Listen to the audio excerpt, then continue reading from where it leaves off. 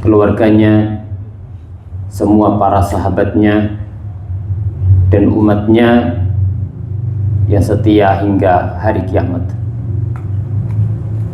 Sebelum kita mulai kajian kitab Tauhid, maka kita saling mendoakan taqabbalallahu minna wa minkum. Semoga Allah menerima amal-amal ibadah kita semua. Amin. Seorang hamba ketika beramal tidak lain adalah harapannya amalnya diterima oleh Allah Subhanahu wa taala.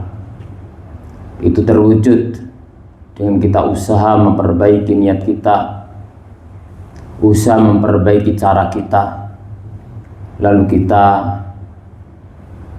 dorong dengan banyak doa kepada Allah Subhanahu wa ta'ala. Dan itulah sunnahnya para anbiya dan mursalin. Setelah mereka beramal, mereka banyak doa kepada Allah Subhanahu wa ta'ala. Pada kesempatan yang mulia ini, insya Allah kita masuk pada bab baru, yaitu bab yang ke-38 dari kitab Tauhid. Babu man ata'al ulama'a wal umara'a fi tahrimi ma halallahu aw tahlili ma harramahu faqad ittakhadhum arbabam min dunillah. Bab barang siapa yang taat kepada para ulama, taat kepada para umara dalam mengharamkan apa yang Allah halalkan. Allah halalkan, kemudian mereka mengharamkan, kita ikut mengharamkan, taat kepada mereka. Au tahlil ma harramahu, atau dalam menghalalkan apa yang Allah haramkan. Allah mengharamkan, lalu mereka para ulama, para umara menghalalkan, kita ikut menghalalkan. Apa hukumnya? Faqad ittakhadhum arbabam min dunillah. Maka sungguh dia telah menjadikan mereka sebagai Rabb selain Allah Subhanahu wa ta'ala. Kenapa al-muallif mendatangkan bab ini? Karena bab ini min muqtadat tauhid, menghalalkan yang Allah halalkan, mengharamkan yang Allah haramkan. Ini adalah bagian daripada konsekuensi daripada tauhid. Karena ibadah itu terwujud dengan taat kepada Allah Subhanahu wa ta'ala. Dan apabila ketaatan kepada Allah dengan menjalankan perintahnya itu adalah merupakan ibadah, maka berarti ketaatan itu harus kepada Allah Subhanahu wa ta'ala.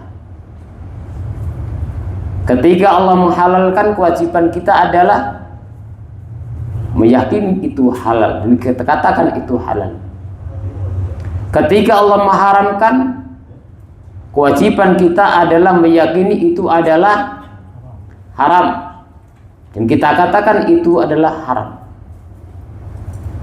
Nah, realitanya dalam kehidupan manusia sejak umat-umat terdahulu itu terjadi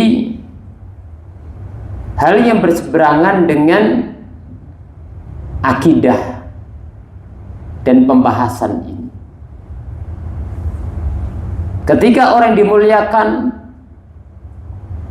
mengharamkan, walaupun Allah menghalalkan, memilih apa yang ditetapkan oleh orang yang diagungkan dan dimuliakan. Begitu pula sebaliknya.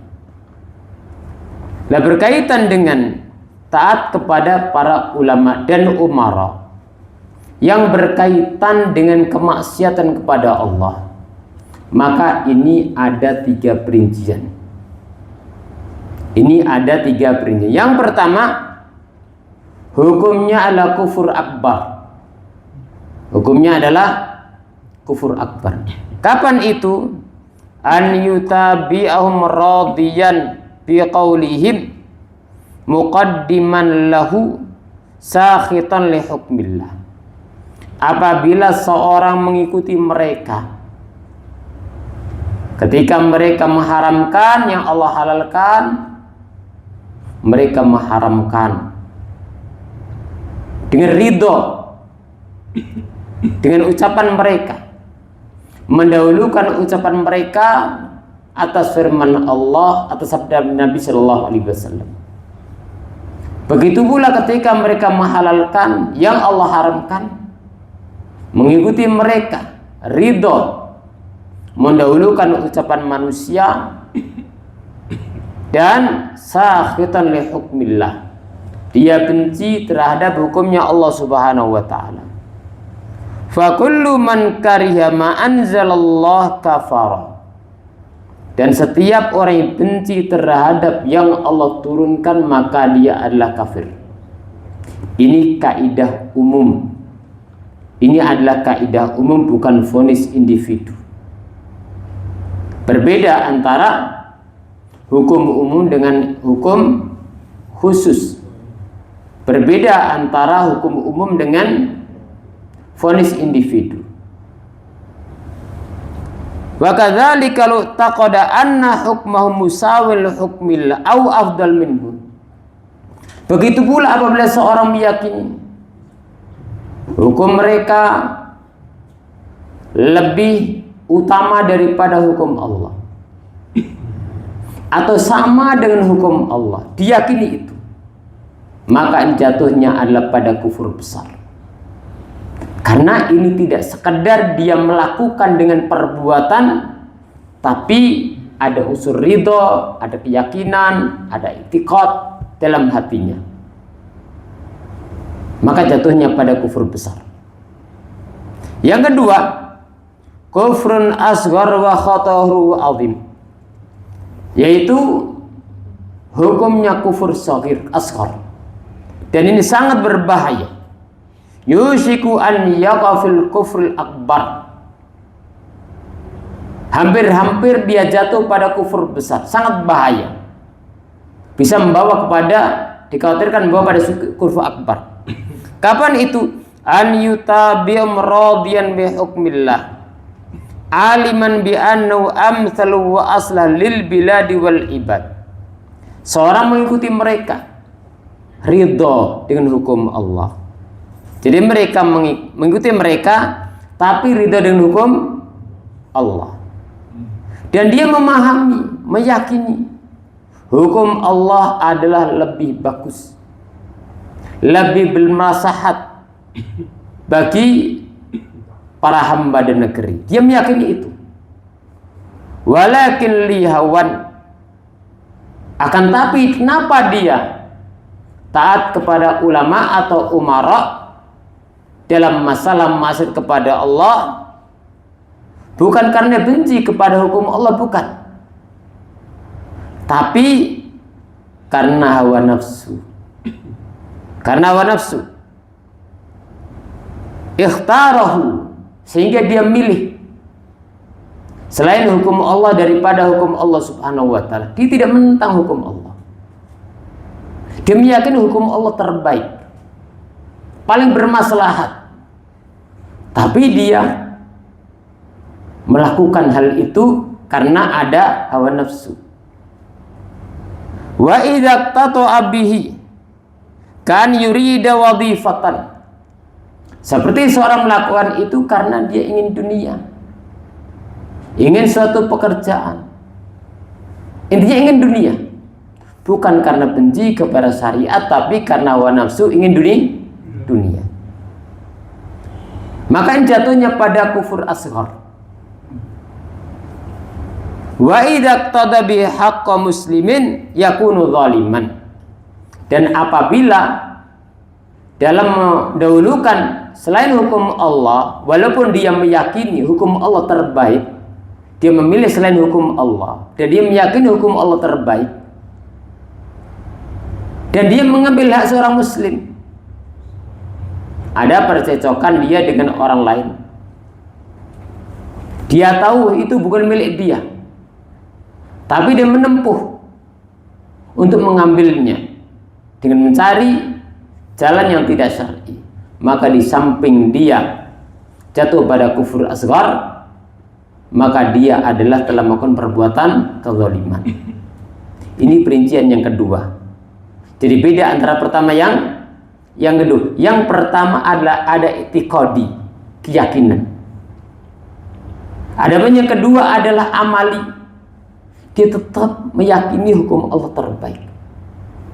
Firman Allah, sabda nabinya terbaik, keputusan Allah terbaik, tapi dia langgar karena dunia, maka jatuhnya pada kufur asghar. Yang ketiga, fafi tafsil bi an yutabi'um jahilan wa yadunnu annahu hukmullah. Yang ketiga, seorang mengikuti keputusan para ulama atau umara dalam maksiat yang jelas menyelisihi syariat Allah dan Rasulullah sallallahu alaihi wasallam, tapi dia melakukan itu karena tidak ngerti. Wa yadhunnu anna hukmullah, atau mungkin dia menyangka itu hukum Allah Subhanahu wa taala karena tidak ngerti. Maka ini ada dua keadaan. Yang pertama, an yumkinahu ma'rifatul haqqi bi nafsihi. Seorang yang memungkinkan bagi dirinya untuk mengetahui kebenaran, mengetahui hukum Allah Subhanahu wa taala, fahuwa mufarritun au muqassirun. Tapi dia adalah trader. Dia menyepelekan, tidak mau belajar, tidak mau mencari, tidak mau mencari tahu, padahal mungkin baginya untuk mencari tahu. Fahuwa athimun, maka seperti ini adalah dosa, walaupun dia adalah jahil, karena dia tidak mau belajar padahal kesempatan ada, tidak mau bertanya padahal untuk bertanya bisa. Kemudian yang kedua, alla yakuna aliman wa la yumkinuhu ta'allum fayutabi'u taqlidan. Seorang tidak mengerti dan tidak mungkin baginya untuk mempelajarinya. Tidak ada. Mungkin hidup di jauh dari orang alim. Dia mengikuti pendapat seorang yang berilmu dalam menghalalkan yang Allah haramkan, atau mengharamkan yang Allah halalkan, atau seorang umara dalam menghalalkan yang Allah haramkan, atau Allah mengharamkan yang Allah halalkan. Diikuti karena taklid. Wa yadhunnu anna hadha wal haq. Dia kira itu adalah benar. Fala syai'a alaihi fa huwa ma'dzur. Orang semacam ini diberikan udzur karena tidak ngerti dan tidak ada kesempatan atau kemudian untuk belajar. Mungkin jauh dari lingkungan ilmu. Dan itu sangat terjadi terutama pada zaman-zaman dulu. Walaupun zaman sekarang dunia menyempit. Dunia seperti daun kelor yang di ujung timur langsung sampai ujung barat. Di ujung barat langsung sampai di ujung timur. Seorang sangat memungkinkan untuk mengetahui bagaimana hukum Allah dan Rasulnya dalam satu permasalahan. Walaupun itu juga tetap butuh bimbingan orang-orang yang berilmu. Jadi kesimpulannya, seorang yang berhukum dengan selain hukum Allah itu tidak satu hukum. Bisa jadi dia kufur besar, bisa jadi dia jatuh pada kufur asghar, bisa jadi dia adalah seorang berdosa walaupun tidak sampai ke kufuran, dan bisa jadi adalah seorang itu diberikan udzur. Kemudian al-mu'allif menyebutkan beberapa dalil dalam hal ini.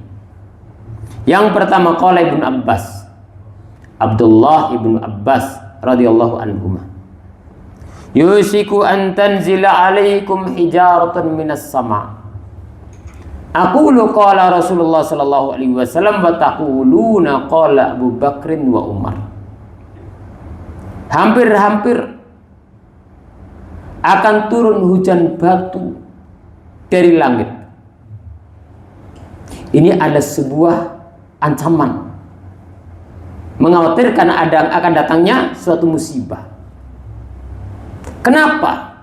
Kata Ibnu Abbas, karena aku mengatakan Rasulullah bersabda, tapi ternyata kalian mengatakan berkata Abu Bakar, berkata Umar. Apa maksud daripada ucapan sahabat Ibnu Abbas ini? Sabda Nabi Shallallahu Alaihi Wasallam, kalau jelas itu adalah sahih, sabda Nabi Shallallahu Alaihi Wasallam, hadis Nabi Shallallahu Alaihi Wasallam, tidak boleh ditentang dengan ucapan manusia semulia apapun dia, walaupun sekelas Abu Bakar dan sekelas sahabat Umar. Apalagi orang-orang yang kedudukannya jauh di bawah sahabat Abu Bakar, sahabat Umar. Ini contoh. Sahabat dibilang memberikan contoh. Apabila sabda Nabi ditentang dengan pendapat sahabat Abu Bakar dan Umar, ini dikhawatirkan akan menyebabkan musibah.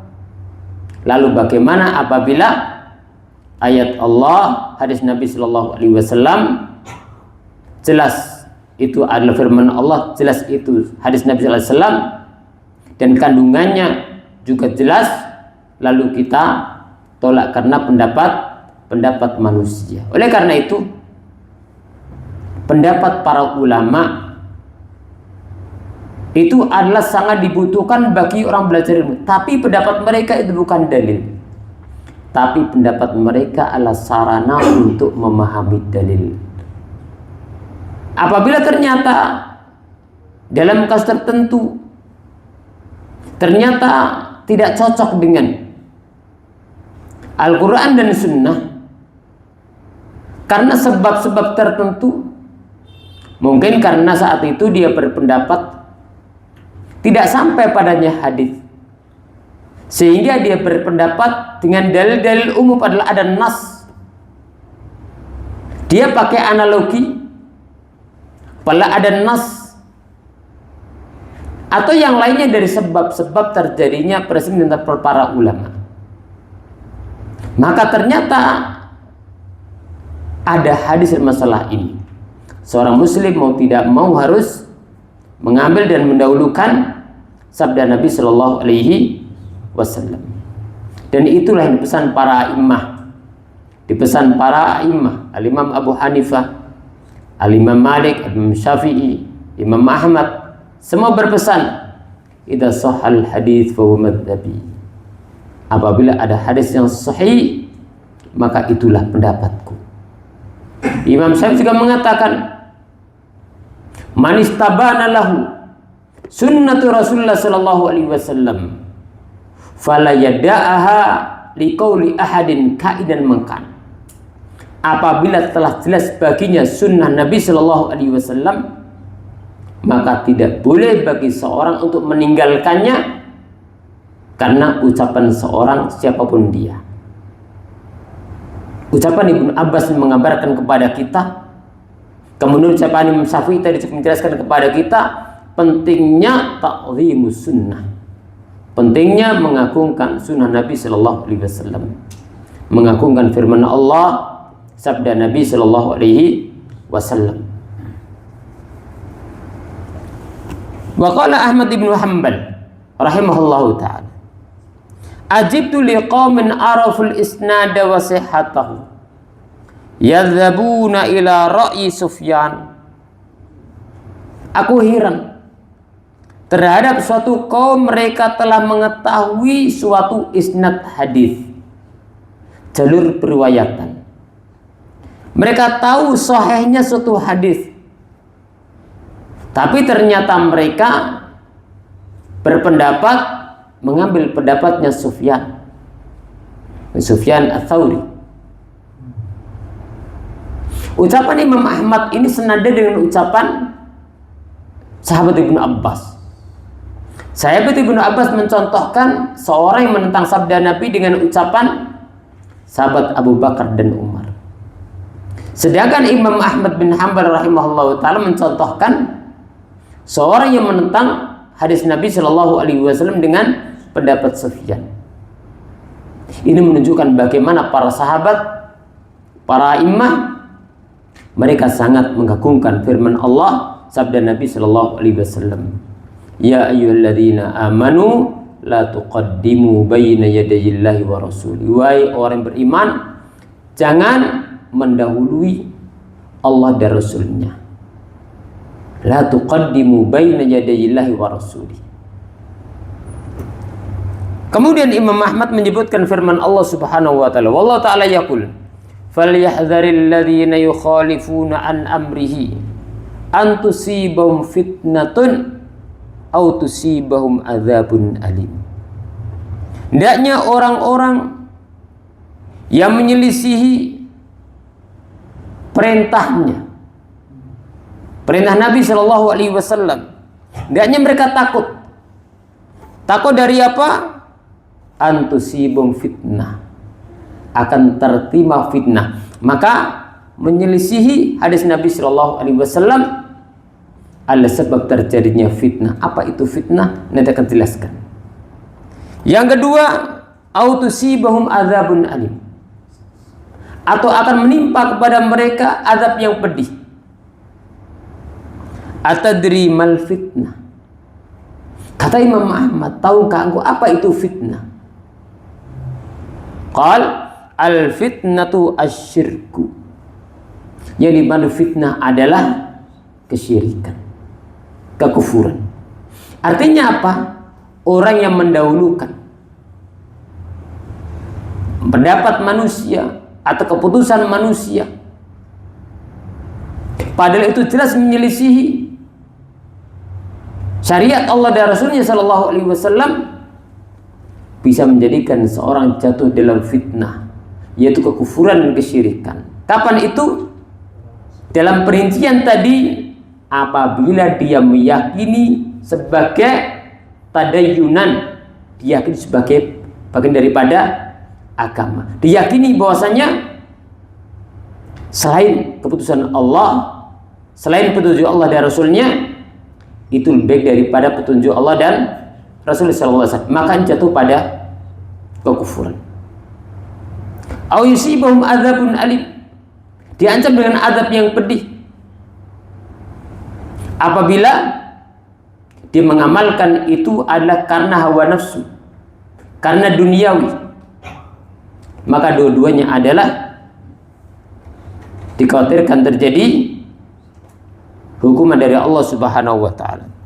Al fitnatu asyirku la'allahu idza radda ba'da qawlihi an yaqa'a fi qalbi syai'un minaz zayghi fayahlik. Karena bisa jadi apabila dia menolak sebagian sabda Nabi Shallallahu Alaihi Wasallam, sehingga jatuh, sehingga terjadi pada hatinya az-zayg, penyimpangan, sehingga dengan sebab itu dia akan binasa.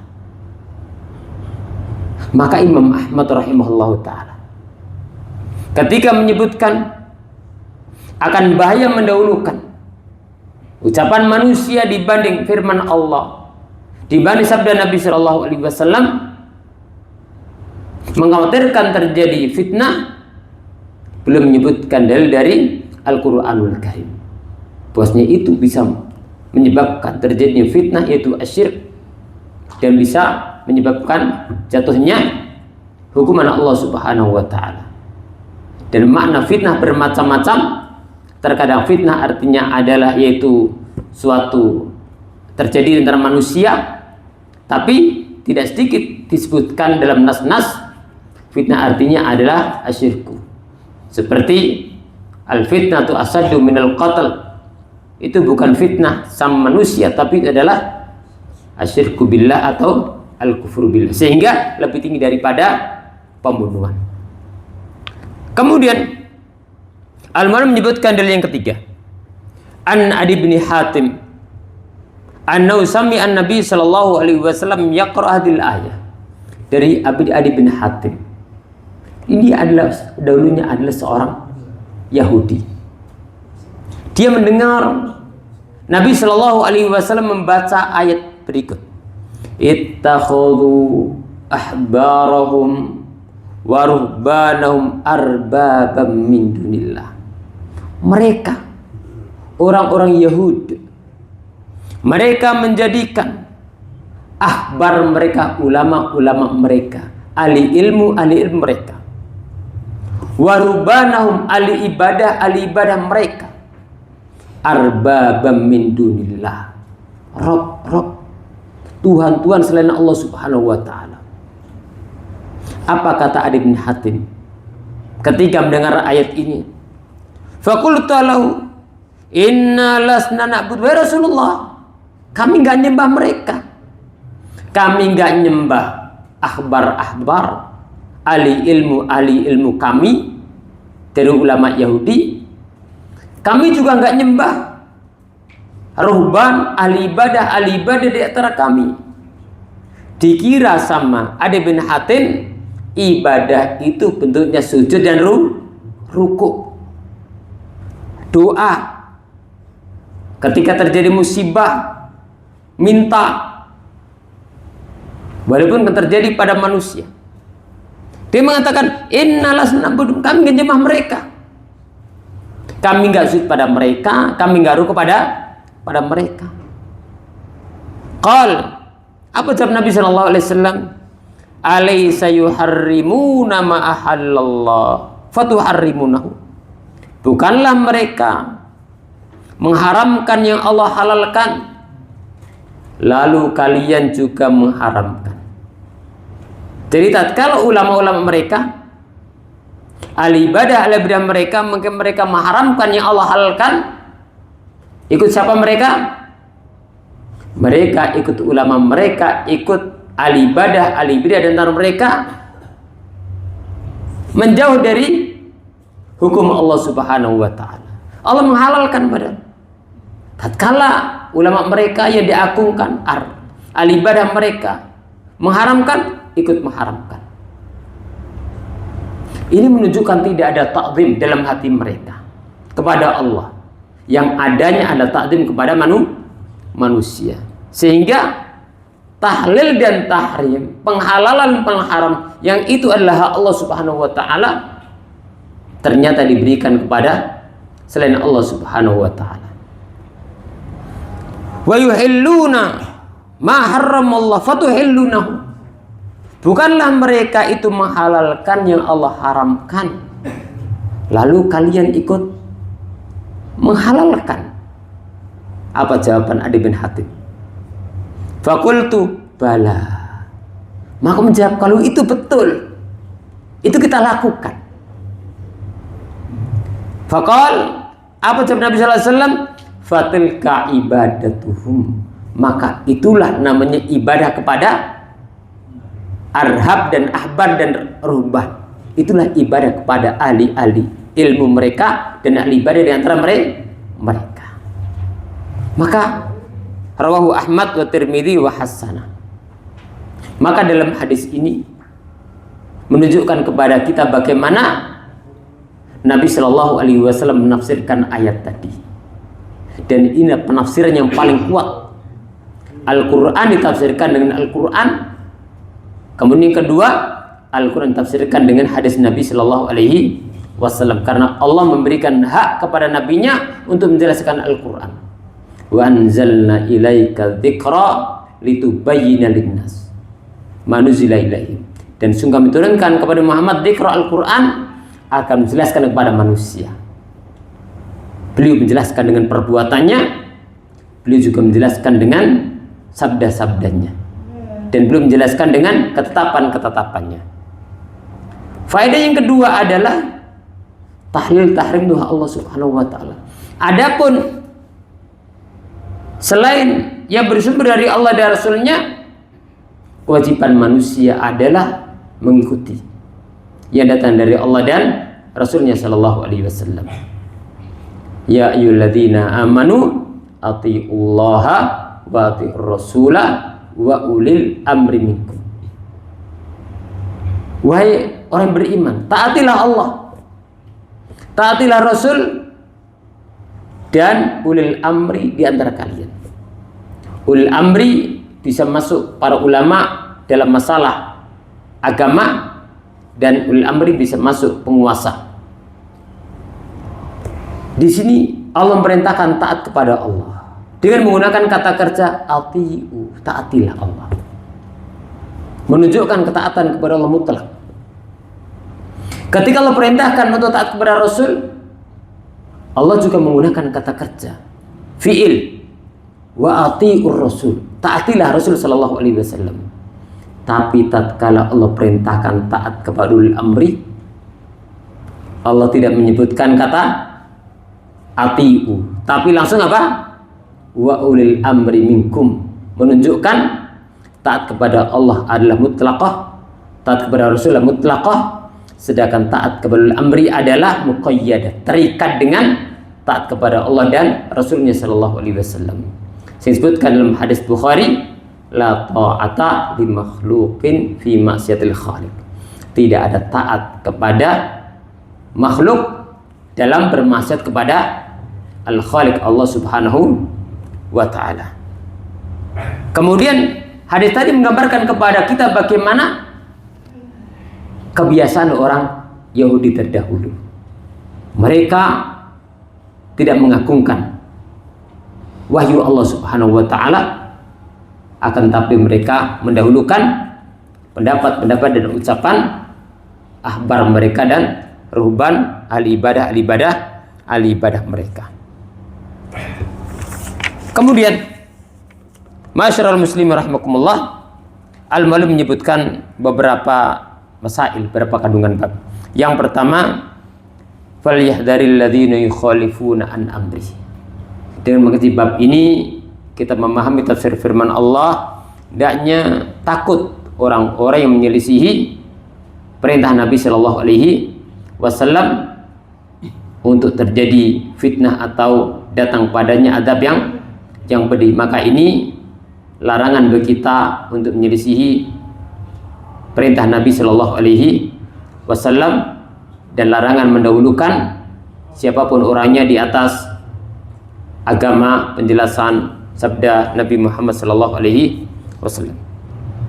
Kemudian yang kedua, dan mengaji bab ini kita paham tafsir surat Bara'ah, ittakhadu ahbarahum wa ruban arbabam min dunillah. Dan itu dijelaskan oleh Nabi Sallallahu Alaihi Wasallam ketika menjelaskan kepada siapa?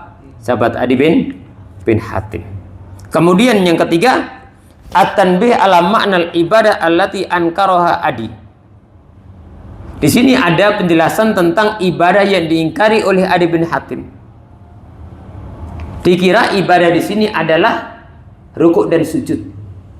Tapi ternyata Nabi Shallallahu Alaihi Wasallam menjadikan taat kepada ahbar dan ruhban mereka dalam maksiat kepada Allah itu dianggap sebagai ibadah kepada mereka.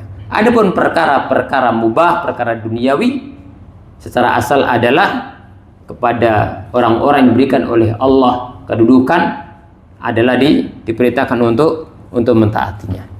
Kemudian Rabi'atu yang keempat, tamthilu bin Abbas bi Abi Bakar wa Umar wa tamthil Ahmad bin Sufyan. Jadi sahabat Abu Bakar ketika menyebutkan, saya khawatir akan turun hujan batu dari langit. Ketika menyebutkan sabda Nabi Shallallahu Alaihi Wasallam, kemudian menyebutkan berkata Abu Bakar berkata Umar. Ini adalah sebuah contoh. Kalau sabda Nabi tidak boleh dipertentangkan dengan sabda ucapan Abu Bakar dan Umar, lalu bagaimana apabila dipertentangkan dengan orang-orang yang jauh di bawah Abu Bakar dan Umar? Begitu pula Imam Ahmad menyebutkan tentang tidak bolehnya mempertentangkan antara sabda Nabi Shallallahu Alaihi Wasallam dengan seorang sekaliber Sufyan rahimahullahu taala. Mereka adalah orang yang sangat berilmu, tapi ternyata dalam titik tertentu namanya manusia. Maka lebih didahulukan sabda Nabi dan keputusan Nabi Shallallahu Alaihi Wasallam dengan tetap memuliakan mereka para imam, sehingga para ulama menulis kitab-kitab tentang sebab-sebab terjadinya perselisihan antara para ulama. Ibnu Taimiyah punya kitab namanya Raful Malam Animatul Alam, menyebutkan sebab-sebab kenapa terjadi perselisihan.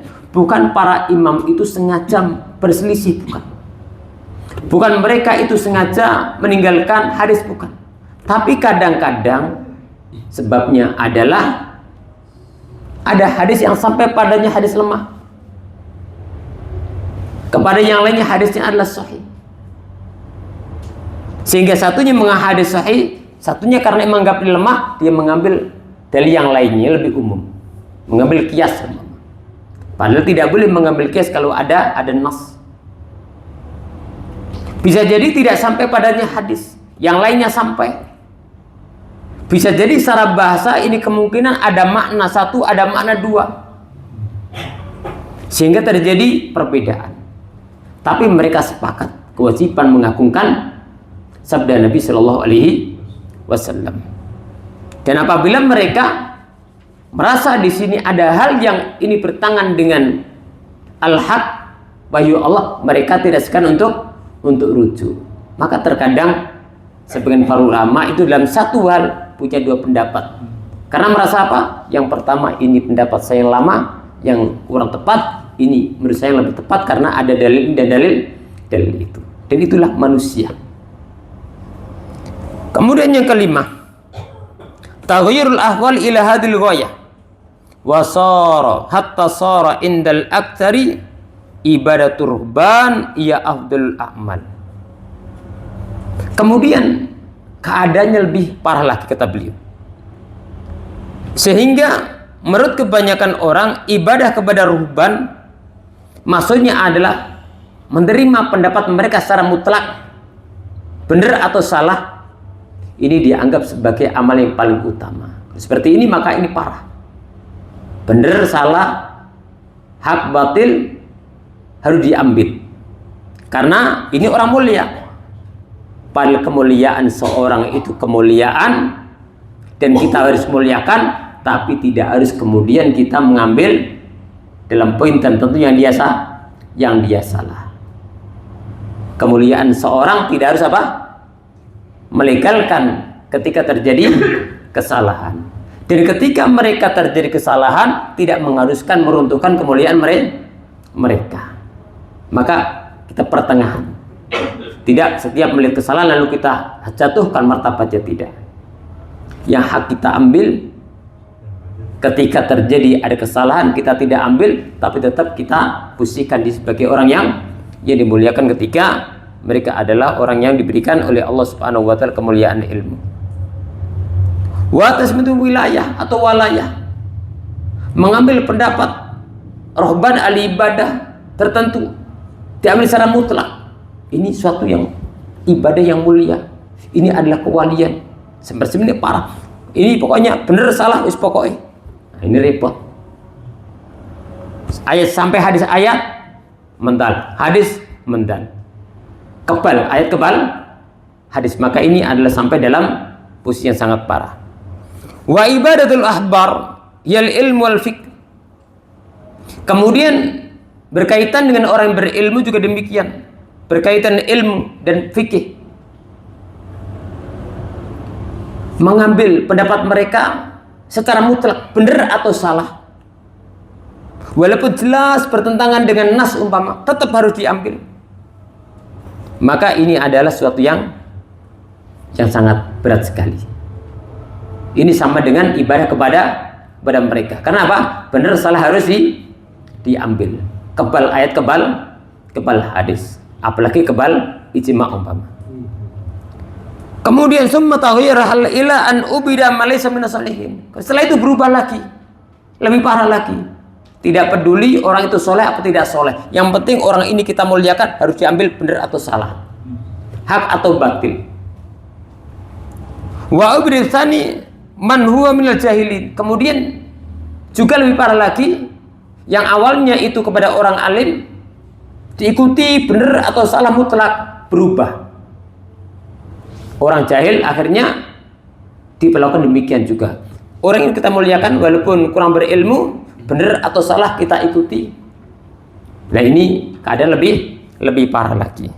Maka fa'alainal hadar. Kata Ibnu Utsaimin rahimahullah taala, kata beliau, maka wajib kita hati-hati. Wa an na'lam anna syar' Allah yajibu an yuhma wa yusan. Syariat Allah itu wajib dijaga.